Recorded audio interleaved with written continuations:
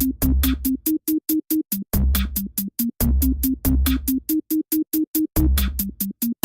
today I'll be talking about the 1975 movie One Flew Over the Cuckoo's Nest, directed by Milos Forman. Now you may look at this movie and think, well, this movie won 5 Academy Awards. It even says so on the DVD box that I have of this movie. But why is this even in a contention with the other movies for the quest for the best? Shouldn't this already be the best because it already has all those awards? Well, not necessarily. You know, the Academy has their taste and I have mine. However, I will tell you and confirm that this movie is not far from the top for this list anyway. And there's a number of reasons for that. The first reason really can be attributed to the acting. There are a lot of high-profile names, though some of them weren't really that high-profile at the time. This was actually Christopher Lloyd's very first movie that he ever did, you know, that he has credit for in IMDb anyway. And he looked like a relatively new face, though he was a very strong new face. You also have Brad Dourif, who's the one that's being mentioned as the introduced character. He is actually the voice of Chucky and all of those silly horror movies about that killer doll. I'm kind of a sucker for them. You also have Jack Nicholson, of course. He's the one whose face is plastered on the box, who's the main character of the story. You have Louise Fletcher, who's Nurse Ratched, and we'll talk about her more. This is a big difference between my perspective and many others. You have Danny DeVito. He doesn't look terribly different, but at first glance I didn't recognize him, but I knew I recognized him from somewhere. But I got around to it in terms of figuring out who he was. He also plays a very different kind of character. I mean, he may always come off as a mental patient in other movies, but him actually being a mental patient in this movie, it's a little different. You also have the guy from The Shining, Dick Halloran from The Shining, essentially the cook who comes back to the Overlook Hotel, and also with Jack Nicholson as the main character who's a bit troubled, though this kind of trouble is a little different. So, what makes this movie work? Well, I would, on top of the acting, I would also say that this really gets you a solid perspective into a psych ward, a mental institution. You know, switch a few words around and call it something like that, and this is what you get. I don't feel like that this was really a perspective that was looking down on institutions. I think this was kind of a genuine, more so documentary aspect of one. Not that this is a real life tale, though it's based on a book, but that this is a look into what a mental institution could look like. And you see that Jack Nicholson doesn't really fit the stereotypical mold of what a loony looks like. He's a bit devilish, sure. You can kind of see that similar trait that he had in The Shining 5 years later. But he doesn't seem like he is lost any screws along the way as some of the other people in this institution have. Danny DeVito's character, Martini, for example, seems to have lost many screws. Not all of the marbles are in his set. The crayons in the box, whatever you want to call it. Christopher Lloyd doesn't really seem that wacko to me either. He seems to be aggressive, very aggressive in fact, but also quiet and reserved. Speaks up when he needs to. You have Brad Dourif's character, who loves women but has a very hard time keeping them. And you have Nurse Ratched, the, I guess, main caretaker, the head nurse of this institution. One of the big points that I have that may differ from a lot of what other people would say is that I don't really think that Nurse Ratched is one of the worst villains of all time. Um, Later on in the movie, I was a little more sold on it. It was kind of like, okay, I could. Oh gosh, she's nasty. She really is a bitch, and then some. Um, she's terrible, actually. But I guess I didn't really get quite the sense of dread that many others seem to, and maybe that was the point. This is not a villain that um, has knives for fingers or uses an axe or really, uses anything blunt or physical, though she is a very blunt person. Um, Now, rather, her kind of horror and villainy comes in with the psychological torture. I think the worst part about working in a mental institution, I mean, aside from all the other minor aspects, is that if you're not very sane yourself, you have a lot of destructive power with the patients that you take care of. And that's where I can see where many people put her up as one of the worst villains out there. I mean, well, okay, so spoilers. Um, she drives Brad Dourif's character to commit suicide. And that's pretty shitty. There were other things that she did throughout the movie that I was like, ugh, she's awful. But when that happened, I was like, oh, okay, I see what's going on here. Pretty much making sure that Dourif does not have any fun whatsoever. So what happens in this story anyway? So you have Jack Nicholson's character who comes in with his beanie from the work camp, his like prison sentence of sorts. Apparently, it was a statutory rape where he that he committed to get in there in the first place because he thought the girl was 18 and it turned out she was a little younger. I mean, whether or not it's the right thing to do. I mean, obviously he was in prison, so this movie doesn't act like that's the right thing to do. Um, just because something is a nasty offense, doesn't mean that it's an offensive movie. This movie handles those kinds of things fairly well. Um, I don't think this necessarily has morals in terms of like don't murder. I think it's pretty obvious from what the events that unfold tell you. And he comes into this institution and plans on raising hell and turning everyone inside out because he thinks that he's gonna get it easy. He's gonna coast on because he's not loony. He doesn't really need to be in this loony bin. He can mess with the people in the institution and give them hell. But what he doesn't realize is that much of what goes on in the institution is a lot worse than what he had beforehand. You do have Nurse Ratched, who, aside from driving Brad Dourif to suicide, is just very deceptive and wants to make sure that you are miserable as possible. And another scene that really made me realize, ooh, she's nasty, was when Nicholson's being evaluated in terms of whether or not he's ready to go back to the work camp.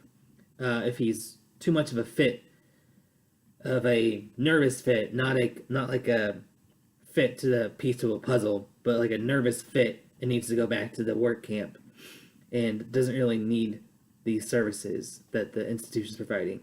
And Nurse Ratched acts like she is looking out for his best interests and making sure that he stays.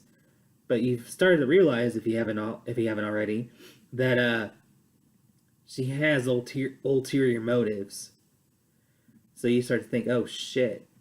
And you notice that a patient or two that's been a bit rebellious or causing a ruckus doesn't seem to have all their brain cells there anymore, or seems to have something going on that is not a complete picture anymore.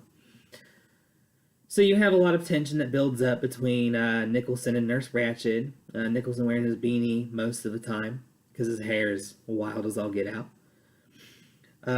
You have Christopher Lloyd's character who speaks up every now and then. Yeah. This movie has a lot of build up in the institution. And you have this character named Chief who doesn't talk for the longest time, but you end up finding out that he can talk, but that he's just a sly mother trucker. And he wants to get out as soon as possible. He knows that Nurse Ratched is this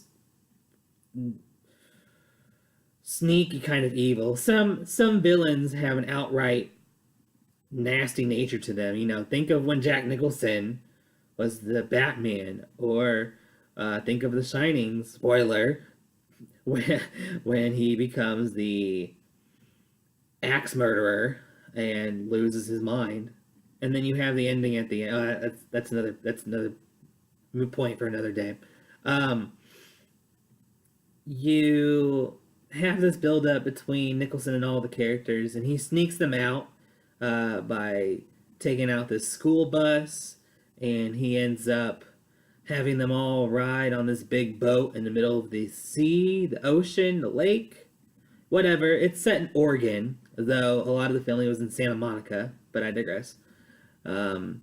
You have this part where at the end of the movie, the very end of the movie, Nicholson, hosts this wild party and sneaks in a few girls and sneaks in some liquor, and Dick Halloran, that's what I'm gonna call him, is the night supervisor and wants to make sure that they're having a good time because he just doesn't give a shit anymore.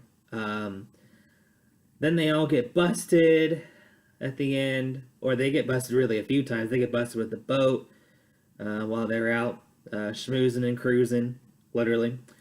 Then they get busted again later when they're all having the wild party and everyone's causing noise. And the other nurse came back. That was the real problem.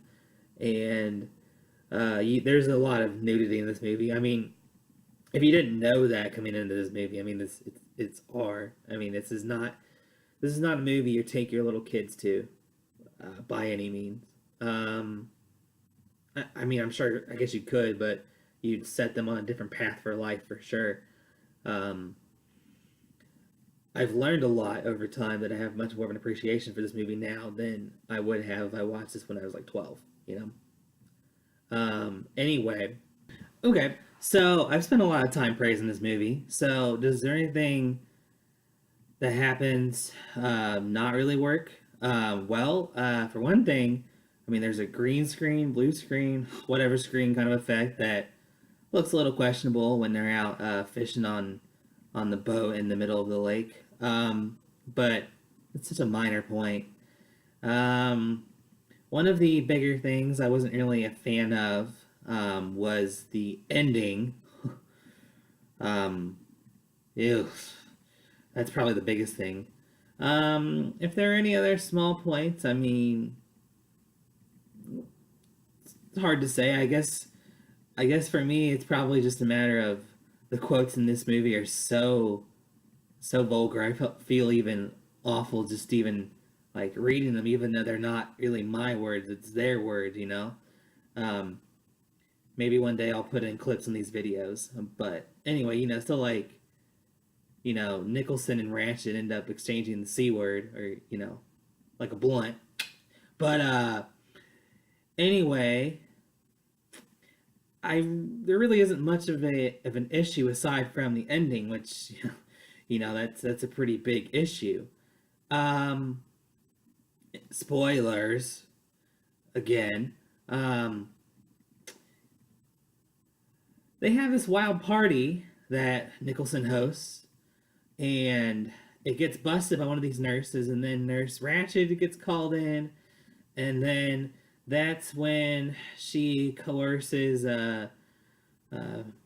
Brad Dourif's character into killing himself, and Nicholson knows this and chokes a bitch, and he's this close to killing her, and I'm just like, yes, like, kill a bitch, like, do it.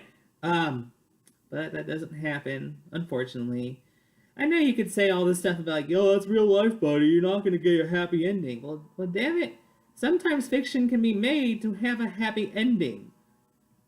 I don't really know if that's how it ends in the book, so uh, if you're worried about whether or not it's consistent, I would take a little time to read that. Um, I'll stick to the movie here. So that's not the worst part of the ending, though. No. That gets magnified because he had the chance to escape the night before. Because she doesn't come in until the morning, but while they're having the night before, he has a chance to get out and go. He would be leaving all of the patients in the ward behind and getting himself out, finally. It'd be a happy ending for him. But he has this guilt about getting Brad Dourif laid, essentially. That's really the gist of it. And he stays and has all this stuff happen, and he passes out drunk from all of the debauchery. And that's when Nurse Ratched comes in, and that's when he chokes her out, but doesn't actually finish it.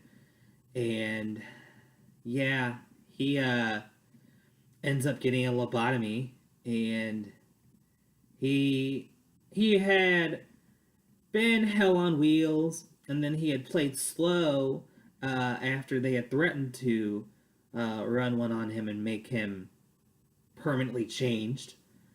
But then they finally run one on him after the hell he raised on Nurse Ratched and almost killing her. And that's not on top of that. Chief, this really, really tall Indian character, I don't remember what tribe, but he ends up doing a mercy killing on him, and then he busts out of the asylum, the ward, whatever, into the splendor of the hills, and they're alive with Chief, and that's the end of the movie. Now, what the hell kind of ending is that? Obviously not a happy one, and it might be the ending of the book, and if it is, they're keeping on track with that. If it's not the ending of the book, that's an odd change to make, to either go from happy to not happy, or bittersweet at least. I get it. I was pissed when I first saw it. I looked back a little more. I thought about it. I took some time to think. And I get the ending. So in that sense, that was the right thing to do. One could make that argument anyway.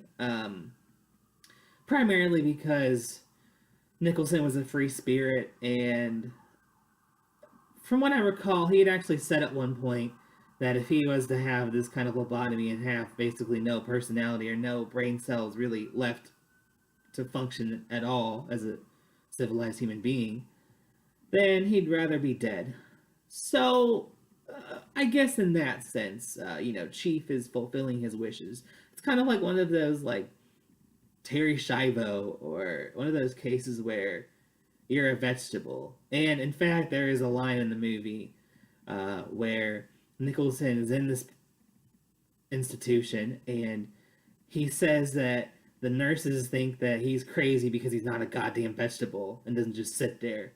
He challenges them. He is a total goofball, to put it lightly. One of the big drivers of this movie, obviously there's a lot of character development, but is this set of group therapy sessions, and they're mandatory, and they don't really get to talk about what they want to talk about. Nurse Ratched heads them all, and she has her agenda and wants to make everyone's lives as miserable as possible.